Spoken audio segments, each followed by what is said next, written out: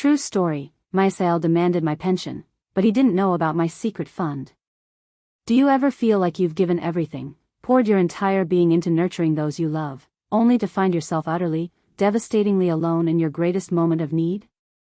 Have you ever watched the child you poured your very soul into, the one you sacrificed everything for, stand by silently, or worse, agree when their spouse tore you down, piece by agonizing piece? I have. And for the longest time, I, Elara, thought that was the end of my story, a quiet, fading whisper in the background of their lives, a forgotten chapter in a book I thought I'd finished. But honey, they didn't know I still had a few chapters left to write. And the ending?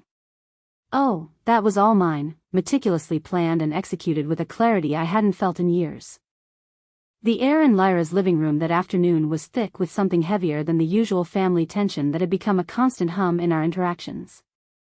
It was the palpable weight of unspoken expectations, of a predatory hunger that had been lurking beneath the surface for far too long, finally bold enough to bare its teeth. I sat on the plush, cream-colored sofa, a piece I'd helped Lyra pick out years ago, feeling its softness now as an ironic contrast to the hardness in my heart. Kalen, my son-in-law, sat across from me in his usual armchair, its leather gleam reflecting the sharp, calculating glint in his eyes, a desperate glint hidden behind a mask of feigned concern. He adjusted his expensive watch, a habit I'd come to associate with his grand pronouncements. Lyra, my precious daughter, sat beside him on a matching armchair, her shoulders hunched, almost shrinking into herself. Her gaze was fixed on the floral pattern of the rug, a faded rose design, anywhere but on me. The silence stretched, taut and brittle, punctuated only by Kalen's fidgeting. It was a setup, I realized, the moment Kalen cleared his throat, a theatrical gesture designed to command attention, a prelude to the performance he was about to begin. Every fiber of my being screamed that something was terribly wrong, that the familiar anxiety I often felt around him was about to morph into something far more sinister. Elara, he began, his voice surprisingly soft, almost tender, laced with an artificial sweetness that made my skin crawl. It was the voice of a wolf in sheep's clothing, if I ever heard one, a voice he reserved for his most manipulative moments. We need to talk. Things are dire. He then launched into a long, winding tale of business reversals, unforeseen market shifts, and a string of bad luck that, in his telling, sounded like a Greek tragedy written just for him. He spoke of his grand dreams, his innovative projects that were meant to revolutionize the industry, always just on the cusp of success, always needing one more infusion of cash. His company, Kalen Solutions, he explained with a dramatic sigh, was teetering on the brink. Millions in debt, creditors breathing down his neck, the very roof over their heads, Lyra's roof, mind you, the one I had helped them with the down payment for, years ago, at risk. He painted a picture of utter ruin, of Lyra and the grandchildren facing destitution, their lives about to unravel like a loose thread on a worn garment. My heart, despite all the years of his machinations, his grand stories, and his empty promises, still twinged with a familiar maternal instinct. My grandchildren. Lyra. The images he conjured were potent, designed to bypass my logical brain and appeal directly to my deepest fears as a mother and grandmother.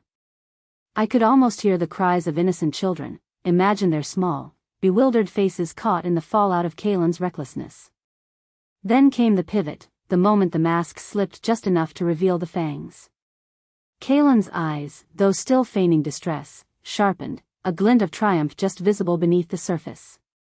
He leaned forward, his elbows on his knees, his voice dropping to a conspiratorial whisper, as if he were sharing a painful, deeply personal secret, something only I could possibly understand. And, well, Elara, he continued, his gaze locking onto mine, pressing into me, we've been looking at all avenues. Every single one.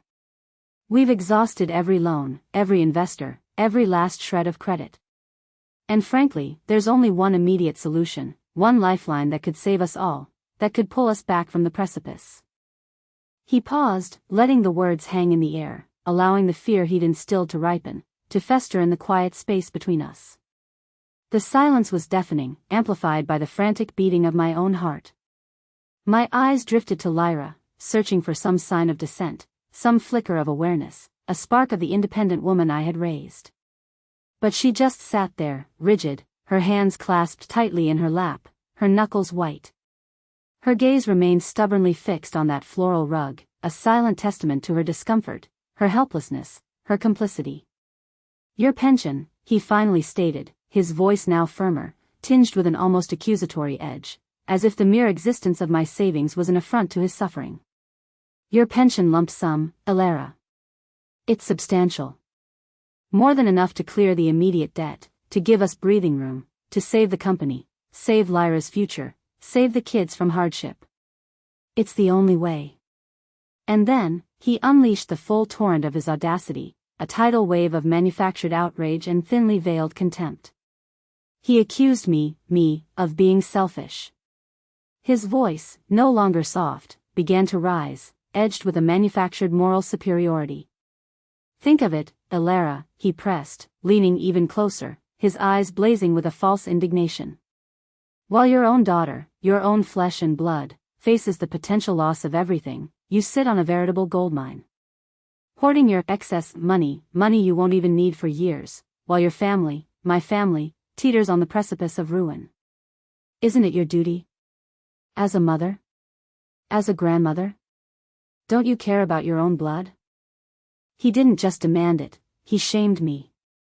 He twisted my profound love for Lyra into a weapon against me, implying that my refusal would be an act of profound cruelty, a betrayal of my own bloodline, a dereliction of my most fundamental responsibilities. He spoke of my hoarding, as if my hard-earned retirement savings, the result of decades of careful planning, sacrifice, and diligent work as a librarian, were some illicit stash, an affront to his financial woes. He made it sound like I was personally responsible for his business failures, that my financial security was a direct cause of his insolvency. The sheer gall of it, the audacity, was breathtaking. He wasn't asking, he was demanding.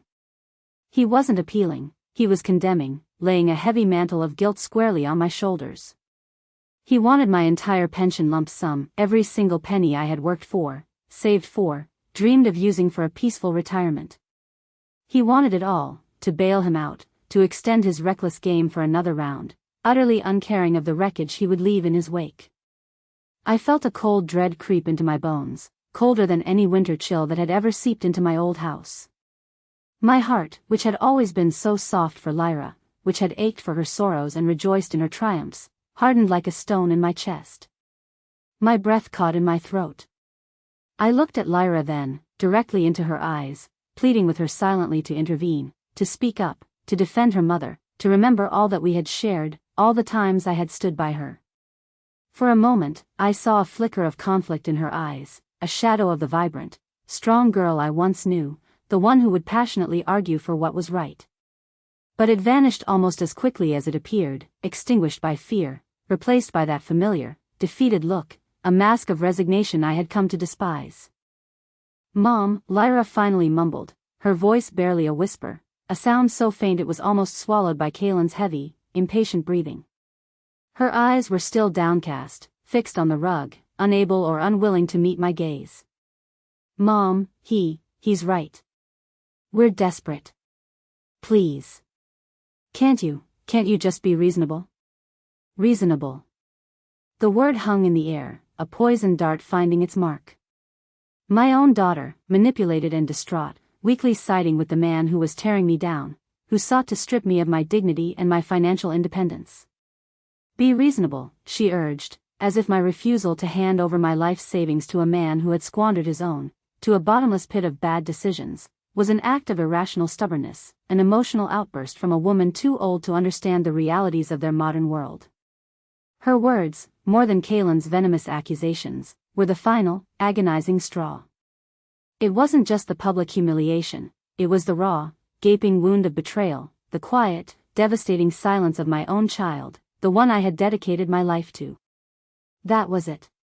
My patience, a well I had believed to be bottomless, a reservoir of love and understanding that had weathered countless storms, ran completely dry in that instant. A quiet rage, cold and clear as mountain spring water, began to simmer deep within me, crystallizing into a steely resolve. They had no idea what they had just unleashed. They had no idea that they had just written the beginning of their own downfall, and the triumphant resurgence of my own story. And you think this was the first time? Oh, if only.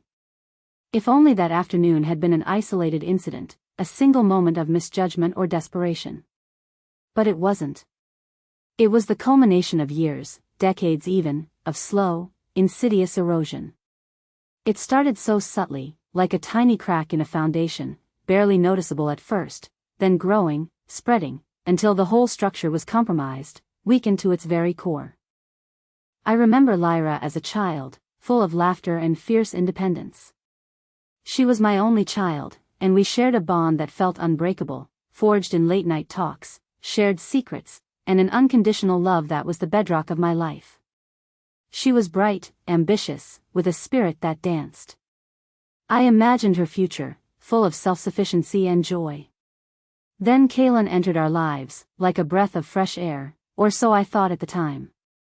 He was charming, handsome, undeniably ambitious, with a smile that seemed to light up a room. Lyra, my vibrant, independent Lyra, was utterly smitten, completely captivated by his grand gestures and smooth words. And as any mother would, I wanted her to be happy. In the beginning, he was respectful, even deferential towards me. He'd bring me flowers from the market, ask my opinion on everything from political news to the best way to prune roses, praise my cooking with an enthusiasm that felt genuine. I remember thinking, what a good man. Lyra's made a wonderful choice. He truly respects family. How naive I was. How terribly, utterly blind to the subtle shifts and manipulations that would slowly unravel our lives. The cracks started appearing after they married, slowly at first, almost imperceptibly. Little comments, disguised as casual observations. Mom, Kalen thinks your casserole is a bit rich. Maybe next time try something lighter? Not directly critical, but enough to make me question myself, to feel a tiny prick of inadequacy where I had always felt confident. Then it escalated to dismissive gestures. I'd offer advice, based on a lifetime of experience, perhaps on a financial decision or a parenting challenge, and he'd wave his hand, a little smirk playing on his lips. Oh, Elara, you're so old-fashioned. Things are different now. You wouldn't understand the modern market. It wasn't just his words, it was the way Lyra would laugh along, a nervous, almost apologetic sound, but a laugh nonetheless, a quiet agreement to his disrespect that stung more than any direct insult. Each laugh was a tiny fracture in the bond we shared, widening the gap between us. I became the default babysitter, housekeeper, an emergency ATM, my presence taken for granted, my time and resources viewed as limitless. My phone would ring, and it would almost always be Kalen, not Lyra, asking if I could pick up the kids from school because something critical came up, or if I could come over to help clean before guests arrived for one of their impromptu parties, just for a few hours, Elara. And if I hesitated, even for a moment, if I dared to suggest I had other plans, he'd lay on the guilt thick and heavy. But Elara, we're so busy building our future, working so hard. We're building a future for your grandchildren. Don't you want to help them succeed? Don't you want to see them thrive? And Lyra, bless her manipulated heart, would echo his sentiments, sometimes with a sigh of relief that I'd agreed, sometimes with a gentle nudge, Mom, it would really help us out. We really need you.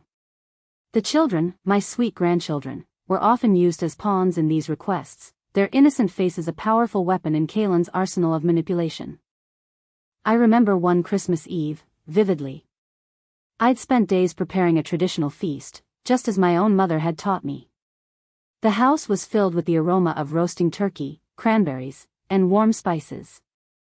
I had painstakingly made my famous apple pie from scratch, a recipe passed down through generations. Kalen, after his third glass of expensive wine, his face flushed and his confidence inflated, loudly declared for the entire table to hear, Elara, this turkey is drier than the Sahara. No offense, but you really should let Lyra cook next year. She has a much lighter touch. The table went silent, the festive atmosphere instantly shattered. My grandchildren looked confused, their small faces mirroring the sudden tension. Lyra just stared at her plate, her fork poised over a piece of dry turkey, saying nothing.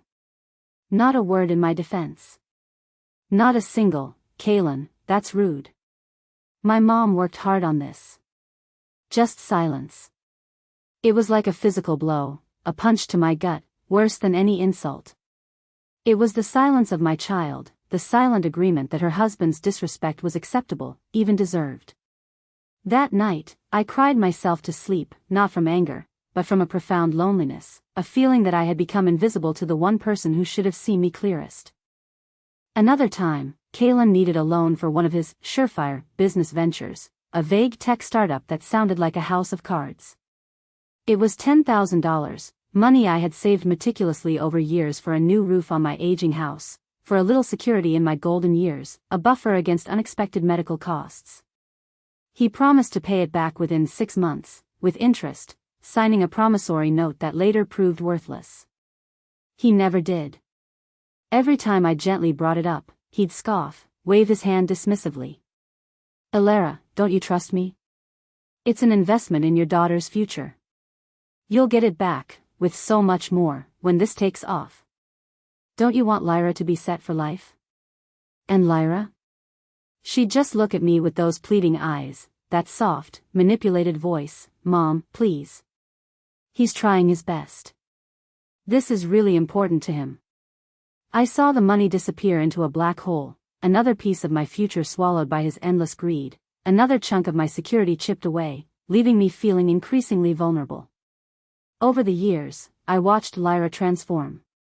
The vibrant, independent young woman I raised slowly faded, replaced by a shadow, always deferring to Kalen, always excusing his behavior, always putting his needs and desires above her own, and, by extension, above mine. She became a puppet, dancing to his tune, her strings pulled by his ambition and his ever-present financial woes. He controlled her opinions, her decisions, even her friendships. If I tried to talk to her, to express my concerns about his manipulative nature, about the way he was slowly isolating her, she'd shut down, get defensive, or simply change the subject. "Mom, you just don't understand Kalen. He's under a lot of pressure. He's a visionary." Or, the classic, "It's different when you're married, Mom. You have to support your husband, no matter what."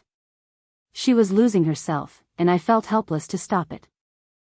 I felt myself shrinking, becoming smaller and smaller in their lives, a utility rather than a person. I was no longer Alara, mother, grandmother, woman of substance and experience. I was just Lyra's mom, the convenient resource, the elderly woman whose opinions didn't matter, whose feelings were secondary to Kalen's comfort and control. They'd talk over me, interrupt me mid-sentence, or simply ignore me in conversations, as if my voice held no weight, my presence no significance. I was made to feel like a second-class citizen in my own family, a burden rather than a beloved matriarch. The hardest part wasn't Kalen's insults, it was Lyra's slow, agonizing drift away, her complicity, her inability to see what was happening, or perhaps, her unwillingness to challenge the man she had chosen. Each silence, each weak agreement, each time she put Kalen's needs and desires before mine, it was a tiny cut, bleeding my heart dry, leaving me emotionally parched. But that day, when she asked me to be reasonable, it wasn't a cut anymore. It was a gaping wound, a final, crushing blow that severed the last thread of my naive hope. And that wound, that moment of ultimate betrayal, was what finally ignited a spark of defiance within me. They pushed me to my absolute limit. And that, dear friend, is when I remembered what I had. But they didn't know about the final secret my late husband, Arthur, bless his ever-loving, brilliant soul, left me. No, Kalen, in all his greedy calculations, in his shallow assessment of my worth, had only ever focused on my visible assets, my modest pension, the house I owned outright, the small savings account I kept for emergencies.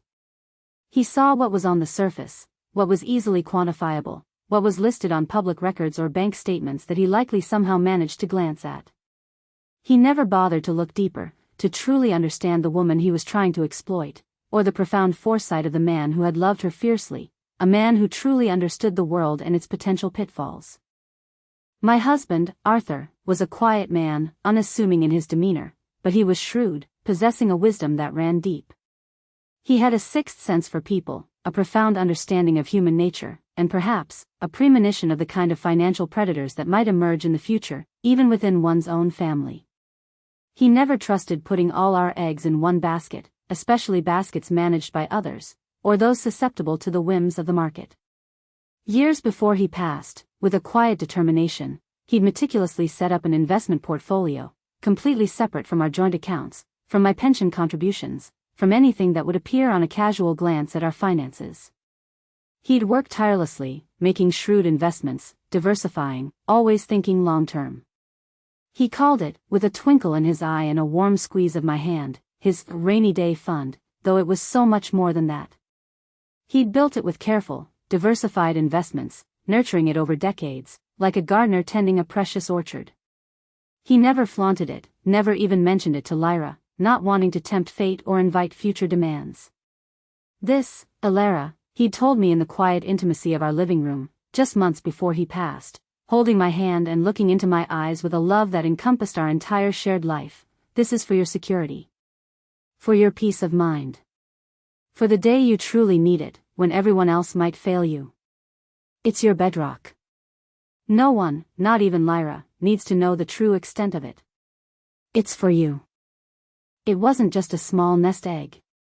It was substantial, far beyond anything Kalen, with his short-sighted greed, could have imagined. It had grown steadily, quietly, shielded from the economic storms that had battered Kalen's own reckless ventures. It was my secret fund, my true trump card, a silent fortress built by love and foresight. And in the years after Arthur's passing, I had managed it diligently, following his initial investment strategies, watching it grow, a silent guardian in the background of my life, a comforting presence that assured me I would never be truly destitute. I had always seen it as my ultimate safety net, a last resort, a sacred trust. I never, in my wildest dreams, thought I'd have to use it against my own family, or rather, to protect myself and my daughter from her own family. Until that afternoon. The decision didn't come immediately after Kalen's venomous accusations and Lyra's heartbreaking silence. It festered, a bitter seed taking root in the fertile ground of my wounded pride and deep betrayal. I went home that day, not with tears, for my eyes felt too dry for them, but with a cold, hollow ache that settled deep in my chest. I replayed Kalen's words, each accusation a fresh stab. But it was Lyra's face, her weak plea, be reasonable, that truly haunted me, echoing in the silence of my house. My daughter, the one I had nurtured, protected, and loved unconditionally, had essentially told me to sacrifice my last shred of financial independence, my future, for a man who had only ever taken from us, from her, from me. I spent the night pacing my quiet house, the house Arthur and I had built together, brick by loving brick, the house filled with memories of a love and respect that felt so alien now. I looked at his photograph on the mantel, his kind eyes seeming to peer into my very soul, asking me what I would do. And then, a realization dawned on me, clear as the morning sun breaking through a long night. Arthur hadn't just left me money. He had left me power. He had left me the means to protect myself, yes, but also the means to protect Lyra from her own poor choices, from Kalen's destructive influence, to offer her a path to freedom she couldn't see herself. My initial thought, born of raw anger, was to simply refuse, to cut them off entirely. To tell Kalen exactly what I thought of him and let them sink into the ruin he had created. Let them face the consequences of his recklessness and her complicity. But then, I thought of my grandchildren, innocent in all this, their laughter, their bright eyes. And I thought of Lyra, my daughter, lost though she might be in Kalen's shadow, still my child, still worthy of a chance at a better life. I couldn't abandon her entirely, even if she had abandoned me in that moment. But I also knew I could not, would not, be a doormat any longer. My kindness had been mistaken for weakness for too long. The moment the decision solidified was when I realized Arthur's fund wasn't just about my security. It was about control. It was about reclaiming my dignity, my agency. It was about teaching a devastating lesson in entitlement and respect, a lesson delivered with surgical precision. Kalen had tried to strip me bare, to leave me vulnerable and dependent, all while Lyra stood by, acquiescing. Well, I had a secret weapon he never knew about, and it was time to deploy it, not in anger, but with cold, calculated intent. It wasn't about being cruel, it was about being just. It was about showing them the true cost of their actions, the consequences of their disregard. I would secure my own future, yes, but I would also provide a safety net directly for Lyra, completely bypassing Kalen, cutting him out of the equation entirely. I would use Arthur's foresight to mitigate Lyra's poor judgment, but in a way that would leave Kalen utterly exposed, his machinations revealed for all to see, his manipulative game finally over. The decision was made. Cold. Clear. And utterly final. I spent the next few days consulting with a trusted lawyer, a wonderful woman recommended by Arthur years ago for her discretion and sharp mind, meticulously planning my moves, preparing the legal framework for the trust that would secure Lyra's future, untouchable by Kalen. And then, the day came. The day everything would be laid bare. Kalen, ever the opportunist, had called another family meeting, less than a week after his initial demand. He'd clearly expected me to capitulate, to arrive with my tail between my legs, ready to sign over my pension lump sum, defeated and resigned. His tone on the phone had been almost smug, a thinly veiled triumph in his voice. Just a quick follow-up, Elara, to finalize everything, he'd chirped, barely containing his glee. He imagined I'd spent the week agonizing, finally seeing reason and accepting my duty. He couldn't have been more wrong. I had spent the week consulting, preparing, steeling myself, transforming from the victim he envisioned into the architect of his downfall. I arrived at Lyra's house, not with dread, but with a quiet sense of purpose, a calm strength I hadn't felt in years. I had dressed simply but elegantly, a deep sapphire blue dress Arthur had loved, my hair neatly styled, a small, knowing smile playing on my lips. My demeanor was calm, my posture straight, my head held high. I walked in, and Kalen was already there, pacing the living room, a confident smirk on his face, a pen in hand, as if he merely awaited my signature. Lyra sat on the sofa, looking slightly more alert than last time, but still anxious, still not meeting my eyes, perhaps anticipating another uncomfortable scene. The grandchildren, bless their innocent hearts, were thankfully at school, spared this unpleasantness. This was strictly adult business, and the stakes couldn't have been higher. Elara, thank you for coming, Kalen said, gesturing grandly to a chair, as if he were a benevolent host rather than a predator. He had a legal pad in front of him, already scrawled with figures, no doubt his grand plan for my money, a mental tally of how quickly he would spend it. I think we can get this sorted out quickly now. Have you given it some thought? His voice was a practiced blend of politeness and barely concealed impatience. I sat down, crossing my legs, my movements deliberate and unhurried. I looked him directly in the eye, holding his gaze without flinching. My voice, when I spoke, was steady, clear, utterly devoid of emotion, a cool breeze in a room thick with tension. Yes, Kalen, I have. A great deal of thought. He beamed, completely misinterpreting my composure as surrender, as a sign of my imminent capitulation. Excellent. So, the pension lump sum. We'll need to arrange the transfer by the end of the week, ideally. My lawyer has prepared some paperwork, a simple agreement for the loan, of course, with favorable terms for you, naturally. He began to babble, already counting chickens that weren't his, mentally spending the money he believed was already in his grasp. I held up a hand, stopping him mid-sentence, cutting him off abruptly, the gesture small but authoritative. Kalen, let me clarify something first. My visible pension, the one you're so interested in, the one you believe is excess money, that money has already been allocated. For my long-term care. It's not excess.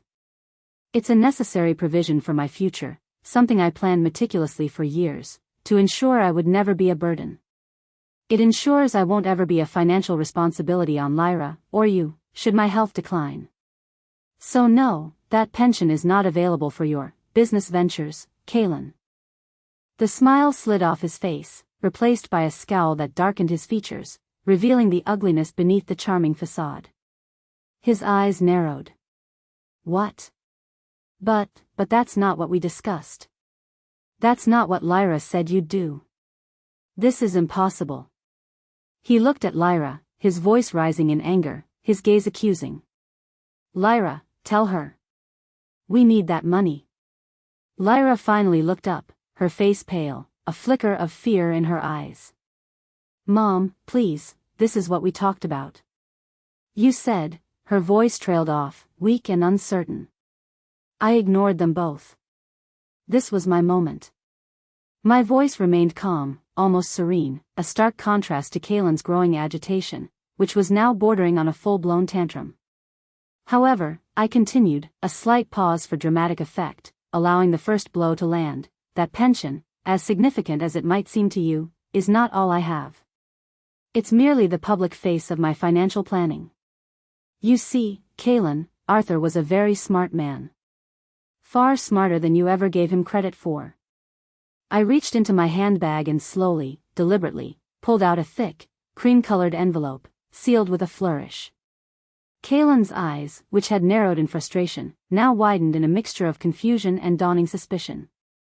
Lyra, too, looked up, her brow furrowed, a new curiosity replacing her anxiety. "My late husband, Arthur, God rest his soul," I said, looking at Kaylin with an almost pitying expression, a subtle challenge in my gaze, was always one step ahead. He knew the world could be a tricky place, and he wanted to ensure my absolute security, my complete independence. He set up a separate investment portfolio, a secret fund, as he called it. Completely independent, completely undisclosed. It's been growing quietly, compounding interest for decades, managed with foresight and prudence, shielded from the kind of recklessness that bankrupts companies overnight. It's far beyond anything you could have imagined, Kaylin. I pulled out a summary statement, a single, crisp sheet of paper, and placed it on the polished mahogany coffee table between us.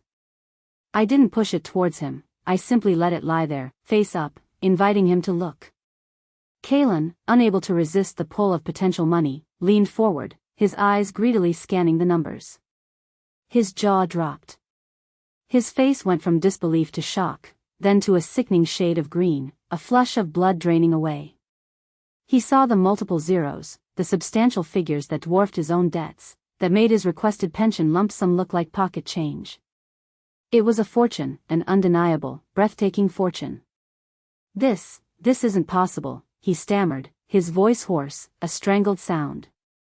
His carefully constructed composure, his smug confidence, crumbled before my eyes like a sandcastle in the tide. You've been sitting on this? All this time? While Lyra." His voice rose to a disbelieving crescendo. I met his gaze, my eyes cold steel, utterly unyielding. "Yes, Kaylin. I have. And I have every right to. It's mine. It was Arthur's gift to me, for my security, for my peace of mind. Not for your reckless business ventures, not for your endless schemes, and certainly not for your entitlements." Then came the second, equally devastating blow, aimed directly at Lyra, but with Kaylin as the ultimate, collateral target. "And now," I continued, my voice gaining a quiet, formidable strength that seemed to fill the room, pushing back against Kaylin's fury, "I will tell you how I will use this fund. First and foremost, it will secure my future, beyond any doubt. My long-term care is covered, my independence is assured. I will live out my days in comfort, free from financial worry, free from manipulation, free from being a burden to anyone." I paused, letting that sink in, letting the full weight of my unassailable security settle. Kaylin was spluttering, unable to form coherent words, his eyes darting frantically between me and the statement, the numbers on the page mocking his ruined plans.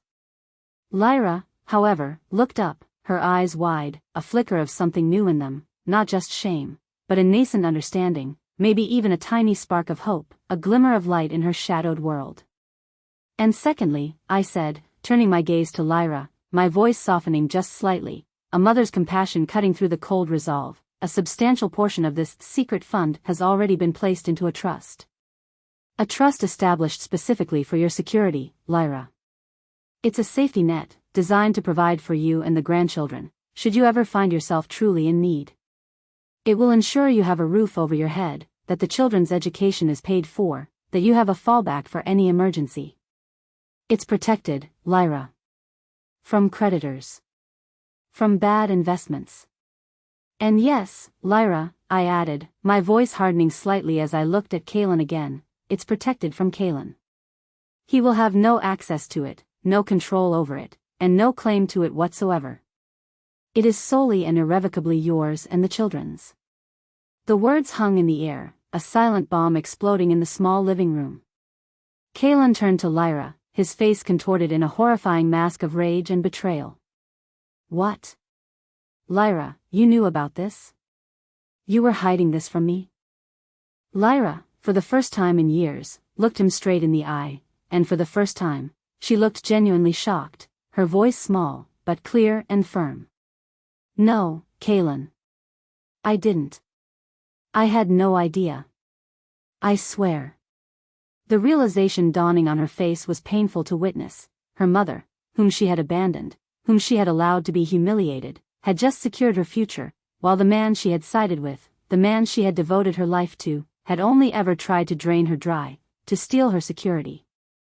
Kalen lunged for the statement on the table, as if he could somehow conjure its funds into his hands, snatching it up, his fingers trembling.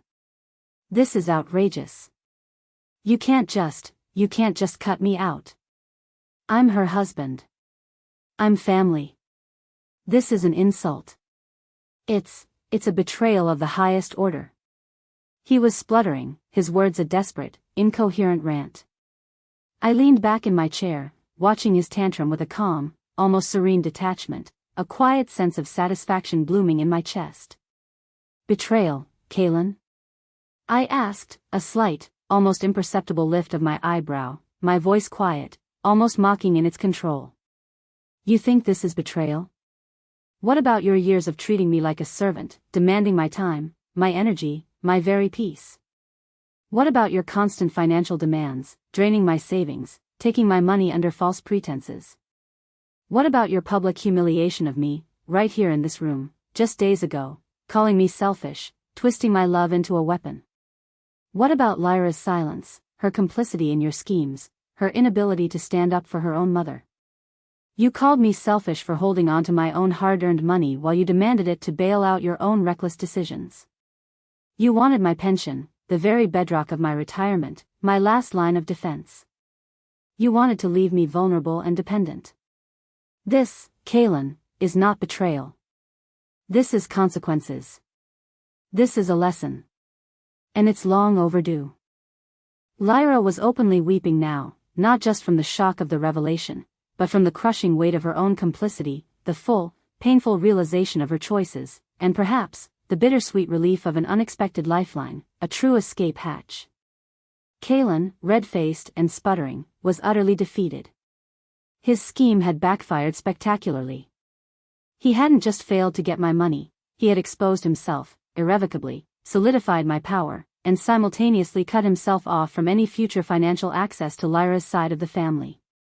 The climax wasn't a shout, or a physical fight. It was a quiet, devastating reveal, a calm statement of truth that shattered his world. And in that moment, I reclaimed not just my financial independence, but my dignity, my voice, and my power, which I had believed was long lost. So where is Kalen who called me selfish now, you ask? Oh, he's still around, I suppose. But his star, if it ever truly shone, has certainly dimmed to a flicker, a dying ember in the wind. After that day, his business, already on shaky ground, finally collapsed under the crushing weight of its own mismanagement and insurmountable debt. Without my bailout, and without any other gullible relatives or naive investors to exploit, he had nowhere to turn. He lost everything, his company, his reputation, and eventually, the veneer of respect he once commanded.